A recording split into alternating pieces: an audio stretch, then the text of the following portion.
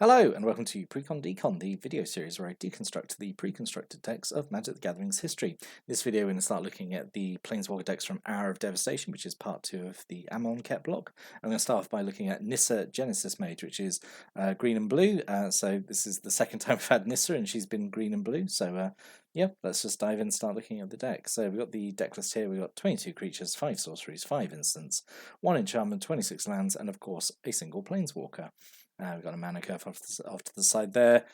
Pretty greedy mana curve, as we'll see. Yeah, because the deck is essentially blue-green ramp. It doesn't really have a theme beyond that, spoilers. But yeah, we'll see how it plays out. So let's take a look at this version of Nissa, Genesis Mage. So 5 and double green, so she's super expensive. One of the most expensive Planeswalker decks, Planeswalkers.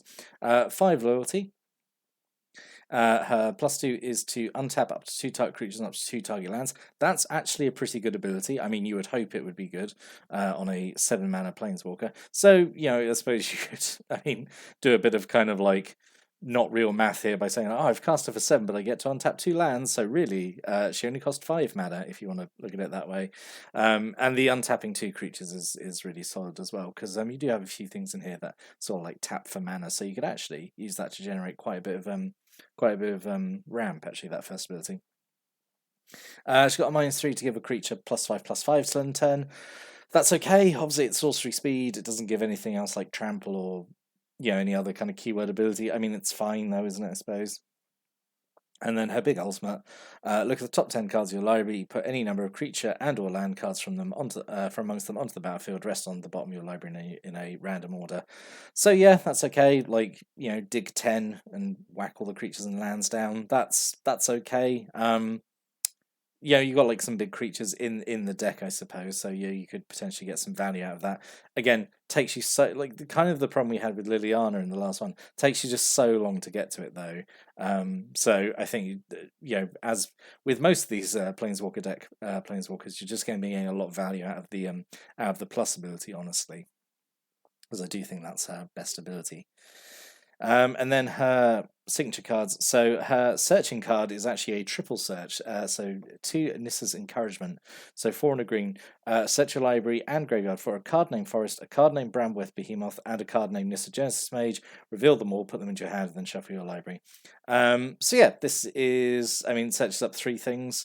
So it does search up one of the other signature cards, which actually makes it a bit unique amongst all these Planeswalker decks. I don't think any other of these signature cards does that. It doesn't search up one of the other cards. Yeah, it's fine. It's just a triple search, isn't it, which is fine. So it's essentially like a draw 3, I suppose, if you want to look at it that way. But only for specific cards. It's all right. It's all right. Still not great. I'm still comparing these search spells to like the one from the Gideon Martial Paragon deck. I think that one's the one that stood out so much. Actually, the Tezzeret one was really good as well. So this one's it's just all right. And then we've got 3 Avid Reclaimers, 2 and a green for a 2/2. Taps to give you green or blue. If you have a Nissa Planeswalker, you gain 2 life. So very minimal upside for the for having the Planeswalker out, which is fine. I'd throw in the upside is quite minimal, and they're fairly solid on their own. And this is at least, is a mana dork that gives you mana for both the colors you need. It's fine. This is okay.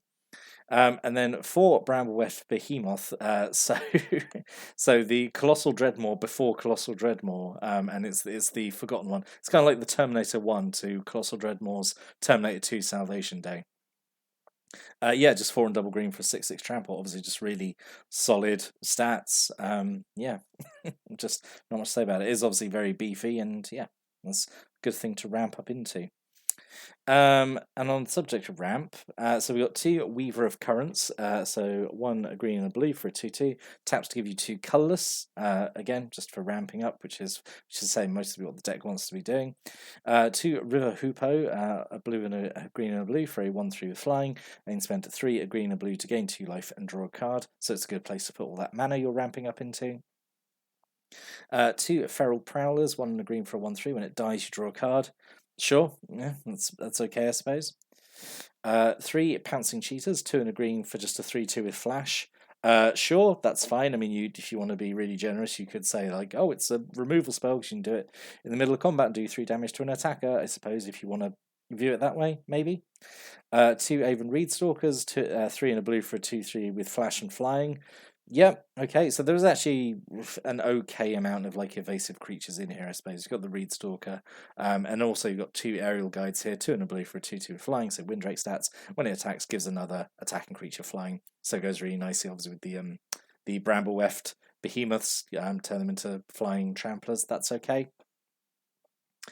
And then 2 Angler Drakes, so 4 and double blue for a 4/4 with flying. So again, really nice thing to ramp up into. When it ends the battlefield, you may return a creature to it in his hand, so it just does an unsummon effect. So yeah, it's basically just air elemental with unsummon tacked onto it, which is fine, I suppose. So like some fairly okay-ish, but like not too exciting things to ramp up to, honestly.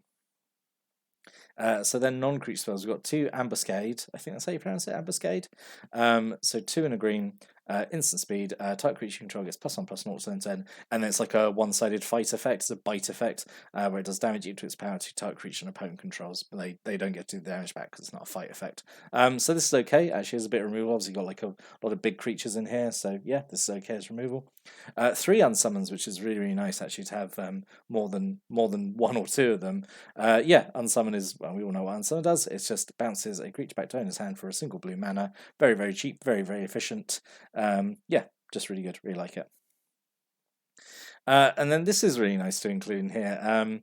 One of these Aftermath cards. So it's kind of like a split card. We've seen split cards before, but this is sort of a little twist on it. Is that it's sort of like it's kind of like the baby of like split cards and flashback, I suppose.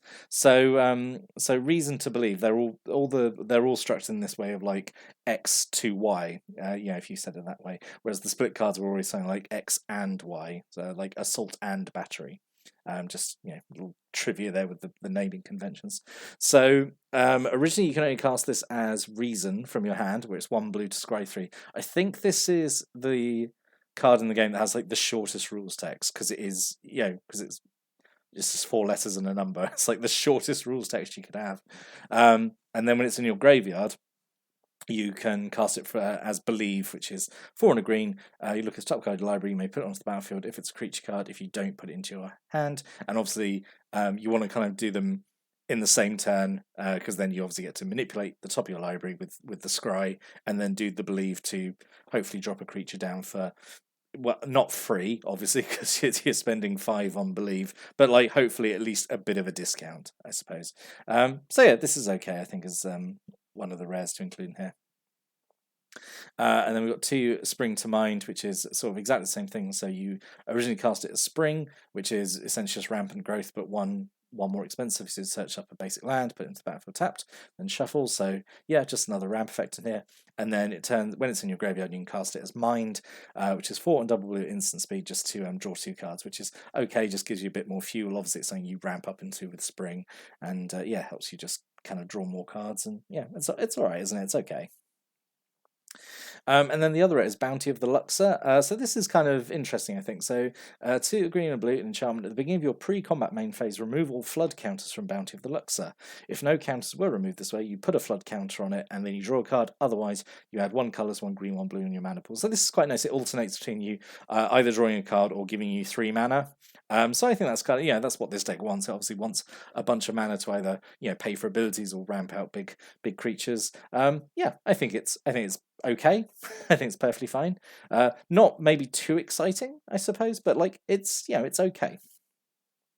And then 4 Woodland Stream, which is the basic green blue tap land, and and then 14 forests and 8 islands. So I don't really feel like there's much to say about this one, because like it doesn't have like a really strong mechanical theme around it. It's not really around any of the like Hour of Devastation mechanics or anything. It's just green blue ramp with some fairly biggish creatures, I suppose. Like it's fine. It just feels like super boring. And I know like green blue ramp is obviously like a thing, but like the only thing that makes it sort of stand out is like the Aftermath cards. That's the only thing that make it like sort of give it a bit of identity, I suppose. So I guess some like just potential picks here. So I was thinking Striped Riverwinder, 6 and a blue. It's a 5/5 with hexproof, and it has cycling. So like early game, if you can't cast it, cycle away and draw a card. Late game, you can cast it, and it's like a big threat that's hard to deal with. I thought that would go okay with like the ramp and stuff. It's just another big creature. Frilled Sandwaller is something cheap you can drop down, and like it's got this ability where it's like the standard Rootwaller ability, like gets +2/+2, but you can only do it once a turn. I thought that'd be okay. And Gift of Strength, because I was really kind of struggling for like what could go in the deck. I thought Gift of Strength because it's an instant speed, buff spell, and I thought the deck could honestly use that a little bit. And yeah, I was really actually kind of struggled for something to put in here because hey, it doesn't really have, I feel like, a very strong identity of what it's trying to do. It's just just kind of ramp, isn't it? I suppose you can put in any kind of like just big like green or blue creatures in there, I suppose. But yeah, that was the deck. As I say, like not super excited by it, but I'd like to hear what other people think about it. If you got any thoughts or stories or comments, opinions about this deck or any of the cards in it, stick a comment below. I'll give those a read. But I'll be back next time. I'm going to talk about the second Hour of Devastation Planeswalker deck, which is I'm much more interested about talking that one. So we'll see that next time. So until then, thanks for watching, listening, and have a great day.